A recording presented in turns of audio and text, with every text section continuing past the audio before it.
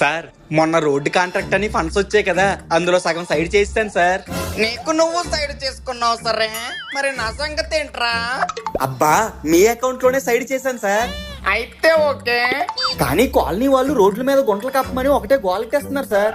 Road సప్పుగా ఉంటే speed గా వెళ్ళిపోతారు, అదే గుంతలుంటే స్లోగా వెళ్తారు. నా ఈ ఆలోచన వాళ్ళ క్షేమం కోసమే అని ప్రచారం చేపియే. అబ్బా marvel studios sir, marvel studios. ఇలా ఆచితూచి ఆలోచించే నాయకుడు ఉంటే అభివృద్ధి అవసరం లేదు. సరే నన్ను సుఖంగా తిన్నవు, ఫుడ్ చల్లారిపోతుంది.